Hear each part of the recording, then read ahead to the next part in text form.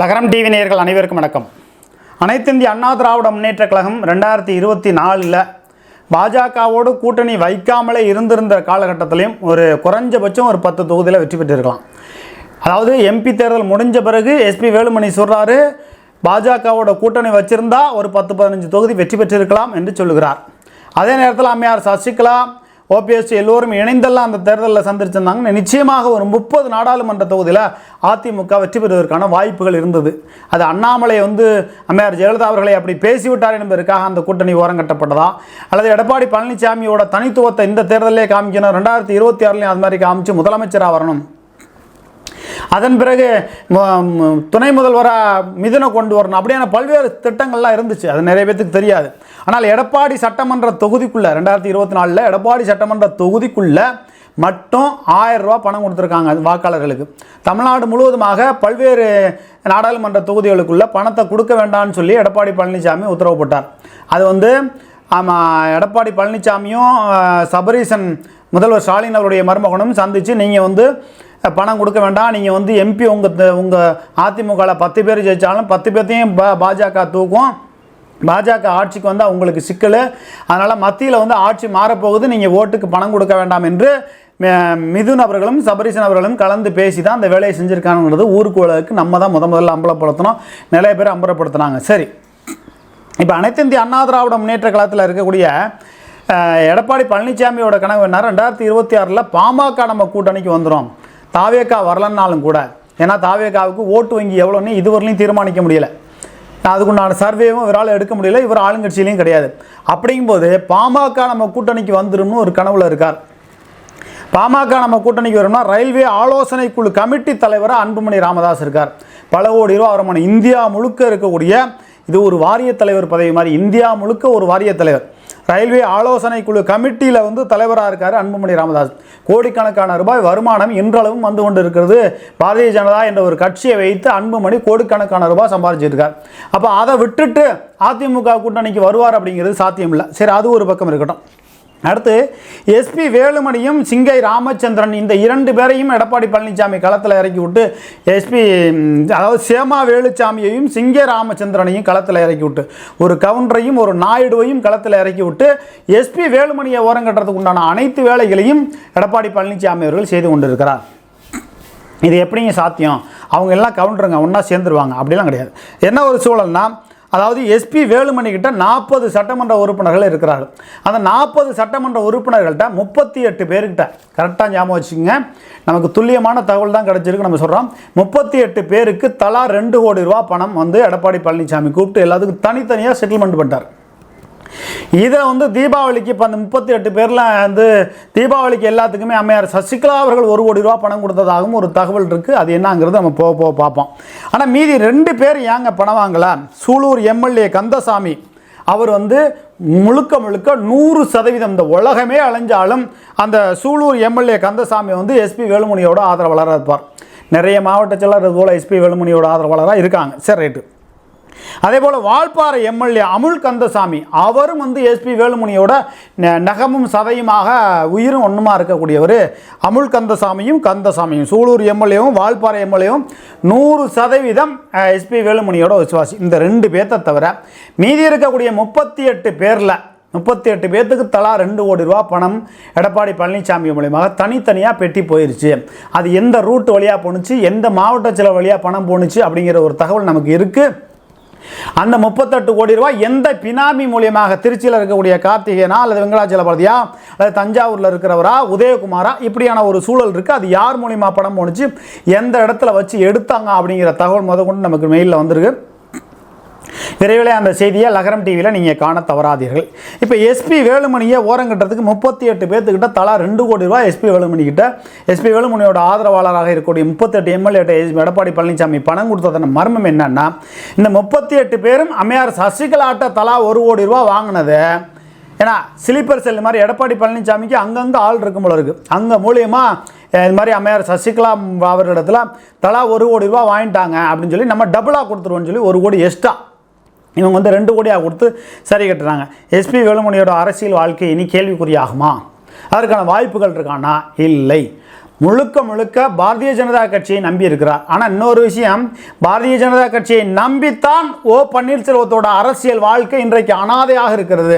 அப்படி ஒரு நிலைமை எஸ்பி வேலுமணிக்கு வருமானா கிடையாது. ஓ பன்னீர்செல்வம் மேற்கு தொடர்ச்சி மலை வரலையும் சொத்து இருக்குது, ஆனால் ஒரு பைசா எடுத்து செலவு பண்ண மாட்டார். எஸ்பி வேலுமணி அப்படி கிடையாது. 38 பேருக்கு மறுபடியும் ஒரு 5 கோடி ரூபா கொடுத்து கூட மறுபடியும் தூக்க முடியும். பல கூவத்தூர் விஷயங்களை எடப்பாடி பழனிசாமிக்கு செஞ்சு கொடுத்தது எஸ்பி வேலுமணி. அந்த விட பல்வேறு வேலைகளை எஸ்பி வேலுமணி செய்ய காத்திருக்கிறார். அதுவும் நடக்கலாம். அதற்கு ஆயத்தமாகத்தான் அதற்கு முன்பாகவே இளங்கவன் சம்மந்தி ரைடு, அதுபோக மிதுன் அவர்கள் சில தொழில் ரீதியாகவும் சில சிக்கல்கள்லாம் ஏற்படுத்தியிருக்காங்க. அதனால தான் சில சறுக்கள் ஏற்பட்டு ஒத்த கருத்து உடையவர்கள் கூட்டணி அப்படிங்கிற மாதிரி சில சறுக்கள் ஏற்பட்டுச்சு. மறுபடியும் அப்படியே நிமிர்ந்து நின்றுக்கிட்டு இல்லை பாஜகவோட கூட்டணி இல்லை அப்படிங்கிற ஒரு நிலைமையில் எடப்பாடி பழனிசாமி அவர்கள் தெரிவித்தார். அப்போ 40 எம்எல்ஏவில் 38 பேர் வேலை போயிட்டாங்களே அப்படின்னு எடப்பாடி பழனிசாமி கிட்ட போய் கை கட்டிட்டு நிற்கல எஸ்பி வேலுமணி. உள்ளே இருந்து ஏக்நாத் சிண்டேன்னு சொல்லுவாங்களே, அதுபோல் உள்ளிருந்து சில வேலைகளை செய்து கொண்டு இருக்கிறார். நிச்சயமாக எஸ்பி வேலுமணி அவர்களும் அம்மையார் சசிகலா அவர்கள் இருவரும் சந்தித்து நேருக்கு நேராக பேசியிருக்கிறார்கள். அது பேச்சு நடந்த சம்பவம் ஒரு தீவில் நடந்திருக்கு அப்படின்னு சொல்கிறாங்க. அது எந்த தீவுங்கிறத நான் போக போக சொல்கிறேன். ஏற்கனவே அம்மையார் சசிகலா அவர்களும் செங்கோட்டையன் அவர்களும் சந்தித்து பேசியிருக்கிறார்கள். ஹலோ சின்னம்மா நான் செங்கோட்டையன் பேசுகிறேன், ஹலோ சின்னம்மா நான் வேலுமணி பேசுகிறேங்கிற செய்தியை லகரம் டிவியில் நம்ம வெளியிட்டோம். அதே போல் தான் இப்போ சமீபத்தில் அம்மையார் சசிகலா அவர்களும் எஸ்பி வேலுமணி அவர்களும் சந்தித்து பேசியிருக்கிறார்கள். அதற்கு முன்பாக செங்கோட்டையன் சந்தித்து பேசியிருக்கிறார். ஒரே ஒரு விஷயந்தான், அம்மா நீங்கள் பொதுச்செயலாளரை வாங்க, நான் முதலமைச்சர் வேட்பாளர் அப்படிங்கிற லெவலுக்கு வந்துட்டாங்க. அப்போ துணை முதல்வர் 2 கொடுக்கலாம், ஒரு ஆதி திராவிடருக்கு 1 கொடுக்கலாம், ஒரு மறவருக்கு 1 கொடுக்கலாம், 3 கூட கொடுக்கலாம், ஒன்றும் பிரச்சனை இல்லை. ஆனால் நம்ம ஒன்றாக இணைந்து கட்சியை கைப்பற்றணும். இல்லைனா எடப்பாடி பழனிசாமி எல்லாத்தையும் ரொம்ப மோசமாக பண்ணியிருக்காரு. டெண்டர்தாரர்களை வைத்து மடக்கி பிடிச்சி இருக்கக்கூடிய மாவட்ட செயலாளர்கள் அரசியலேருந்து ஓரங்கட்டுறதுக்கு எல்லா வேலைகளையும் பார்த்து கொண்டு இருக்கிறார். திருச்சியில் நேரோடு நேரடி தொடர்பில் இருக்கக்கூடியவர்களுக்கு 2% கமிஷன் வாங்கக்கூடியவர்களுக்கு மாவட்ட செயலர் பதவி கொடுத்து அப்படியான வேலைகளை செய்து கொண்டிருக்கிறார் அப்படிங்கிற ஒரு செய்தியும் சொல்கிறாங்க. சரி, அதுபோக திருச்சியில் தங்கமணியும் நாமக்கல் தங்கமணியும் திண்டுக்கல் சீனிவாசனும் கள ஆய்வுக்கு வர போகிறாங்க. ஏற்கனவே கோகுல இந்திரா ஒரு தடவை கள ஆய்வுக்கு வந்துட்டு நிறைய பேர்த்த இங்கே கொதிக்க வச்சுட்டு செலவு பண்ண வச்சுட்டு ஓடிப்பிட்டாங்க. அவங்களாலலாம் கோகுல இந்திராவாலலாம் இங்கே ஒன்றுமே பண்ண முடியாது. அம்மையார் சசிகலா அவர்கள் செய்த அரசியலில் கோகுல இந்திராவோ தங்கமணியோ எஸ்பி வேலுமணியோ இவங்களெல்லாம் பெரிய அளவுக்கு பண்ண முடியாதுங்க. இவங்கள்ட்ட இருக்கிற டீம் வேறு, அவங்கள்ட்ட இருக்கிற டீம் வேறு. இப்போ எஸ்பி வேலுமணிகிட்ட இருக்கிற 38 பேர் வேலை போயிட்டாங்களே, 40 பேர், 40 எம்எல்ஏ, 40ல் 38 பேர் எடப்பாடி பழனிசாமிகிட்ட வேலை போயிட்டாங்க. ஏற்கனவே அம்மையார் சசிகலாட்ட 1 கோடி ரூபா வாங்கியிருந்தாலும் 2 கோடி இன்னொன்று இங்கிட்டு மாறுறாங்கல்ல. அப்போ பணத்துக்காண்டி எதையே சாப்பிட்றாங்களான்னு நாம சொல்லலாம், ஊர் உலகம் சொல்லுது. அதனால் இந்த அனைத்து இந்திய அண்ணா திராவிட முன்னேற்ற கழகம் நிர்வாகிகளிடத்திலும் மாவட்ட செயலாளர்களிடத்திலும் எம்எல்ஏக்களிடத்திலும் மாட்டிக்கொண்டு விழித்து கொண்டு இருக்குது.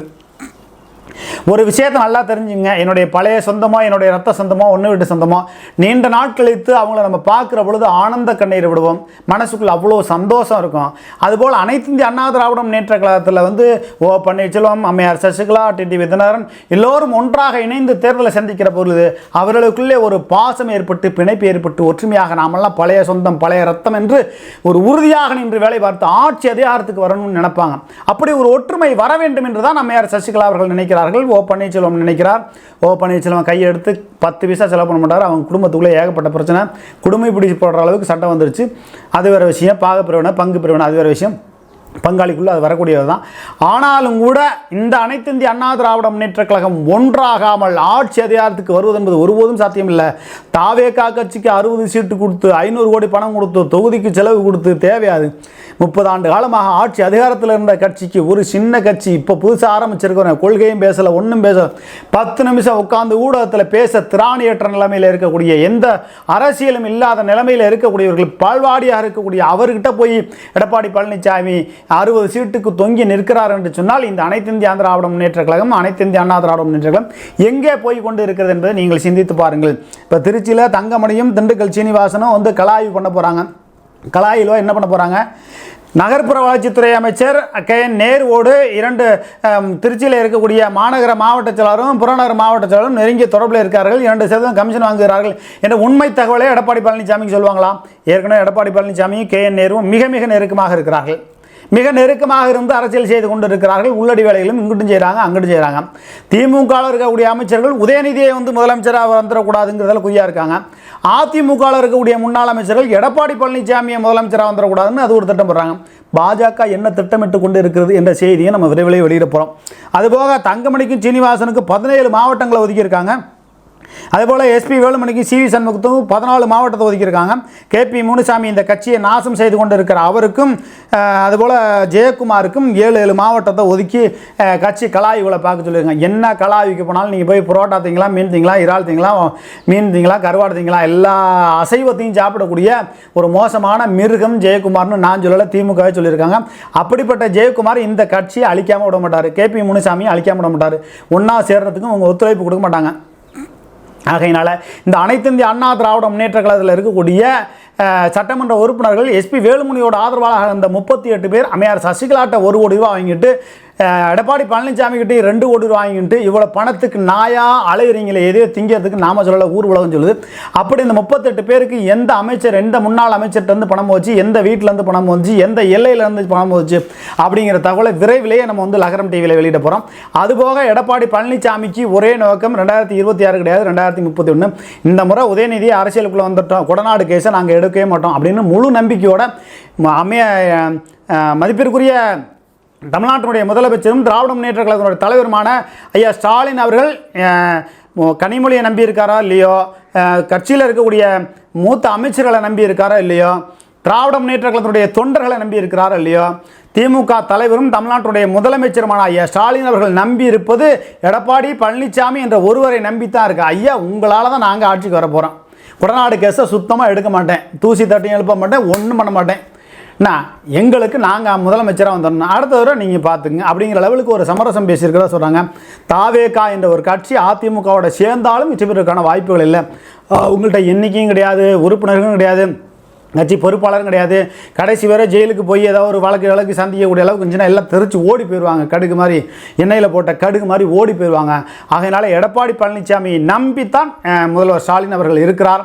திமுக அடுத்த ஆட்சிக்கு கொண்டு வர முடியும் அப்படிங்கிற நம்பிக்கையில் என்ன நடக்க போகுதுங்கிறத பார்ப்போம். இந்த 38 பேர் எங்கெங்கேருந்து பணம் வாங்கினாங்க, இந்த 38 பேரில் இன்னும் எத்தனை பேர் எஸ்பி வேலுமணிக்கிட்ட போக போகிறாங்க, அம்மையார் சசிகலா அவர்கள் என்னென்ன மூவ்மெண்ட் எடுக்க போகிறாங்க அப்படிங்கிற விஷயத்தெல்லாம் இன்னும் போக போக நம்ம சொல்கிறதுக்கு தயாராக இருக்கோம். நன்றி, வணக்கம்.